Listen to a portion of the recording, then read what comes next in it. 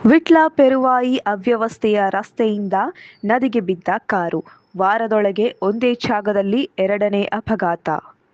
ಪೆರುವಾಯಿ ಮೂಲಕ ಹಾದು ಹೋಗಿರುವ ಅಂತಾರಾಜ್ಯ ಮುಖ್ಯ ರಸ್ತೆ ಅಪಘಾತದ ದಾರಿಯಾಗಿದ್ದು, ವಾರದೊಳಗೆ ಒಂದೇ ಜಾಗದಲ್ಲಿ ಎರಡು ವಾಹನಗಳು ನದಿಗೆ ಬಿದ್ದಿವೆ.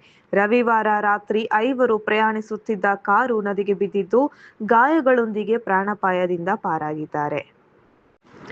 ಪೆರುವಾಯಿ ಗ್ರಾಮದ ಮೂಲಕ ಕೇರಳಕ್ಕೆ ಸಂಪರ್ಕ ಕಲ್ಪಿಸುವ ಮುಖ್ಯ ರಸ್ತೆಯ ಸೇತುವೆ ಈಗ ಸರಣಿ ಅಪಘಾತಗಳ ತಾಣವಾಗಿ ಮಾರ್ಪಟ್ಟಿದೆ. ನಿನ್ನೆ ರಾತ್ರಿ ಸುಮಾರು 11:30 ಗಂಟೆಗೆ 5 ಪ್ರಯಾಣಿಸುತ್ತಿದ್ದ ಆಕ್ಟೋ ಕಾರೊಂದು ನಿಯಂತ್ರಣ ತಪ್ಪಿ ಇಲ್ಲಿನ ಕಿರಿದಾದ ಸೇತುವೆಯಿಂದ ಕೆಳಗೆ ಬಿದ್ದಿದೆ. ಕಳೆದ 10 ದಿನಗಳಲ್ಲಿ ಇದೇ ಜಾಗದಲ್ಲಿ ನಡೆದ ಎರಡನೆಯ ಅಪಘಾತ ಇದಾಗಿದೆ. ಅವ್ಯವಸ್ಥೆಯ ಸೇತುವೆ. ಪೆರುವಾಯಿ ಸಮೀಪ ಮುಖ್ಯ ರಸ್ತೆಗೆ ಸೇತುವೆ ಇದ್ದು ಅವ್ಯವಸ್ಥೆಯಿಂದ ಕೂಡಿದೆ.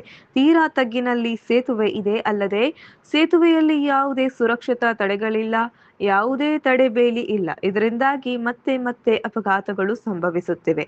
ಪ್ರಮುಖವಾಗಿ ಇಳಿಜಾರು ರಸ್ತೆ ಹಾಗೂ ಸೇತುವೆ ಬಳಿ ಏಕಾಏಕಿ ಎಲ್ ಆಕಾರದ ತಿರುವು ಅಪಘಾತಗಳಿಗೆ ಕಾರಣವಾಗುತ್ತಿದೆ. ಕಿರಿದಾದ ರಸ್ತೆ.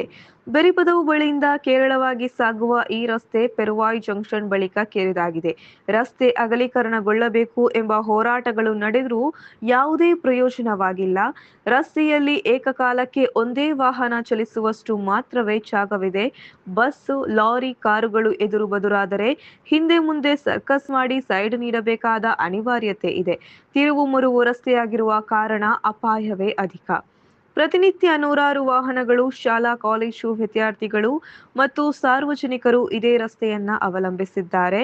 ರಸ್ತೆಯ ಈ ದುರಸ್ತಿಯಿಂದಾಗಿ ಯಾವುದೇ ಕ್ಷಣದಲ್ಲಾದರೂ ದೊಡ್ಡ ಮಟ್ಟದ ಪ್ರಾಣಾಪಾಯ ಸಂಭವಿಸುವ ಭೀತಿ ಎದುರಾಗಿದೆ. ರಸ್ತೆಯ ಈ ಅವ್ಯವಸ್ಥೆಯ ವಿರುದ್ಧ ಸಾರ್ವಜನಿಕರು ತೀವ್ರ ಆಕ್ರೋಶ ಹೊರಹಾಕಿದ್ದಾರೆ. ಇನ್ನು ಮುಂದಾದರೂ ಸರ್ಕಾರ ಮತ್ತು ಸಂಬಂಧಪಟ್ಟ ಇಲಾಖೆ ತಕ್ಷಣ ಎಚ್ಚೆತ್ತುಕೊಂಡು ಸೇತುವೆಯನ್ನ ವಿಸ್ತರಿಸಿ ದುರಸ್ತಿ ಮಾಡಬೇಕು ಹಾಗೂ ತಕ್ಷಣವೇ ಸೂಕ್ತ ಸುರಕ್ಷತಾ ಕ್ರಮಗಳನ್ನು ಕೈಗೊಳ್ಳಬೇಕು ಎಂದು ಸಾರ್ವಜನಿಕರು ತೀವ್ರವಾಗಿ ಒತ್ತಾಯಿಸಿದ್ದಾರೆ.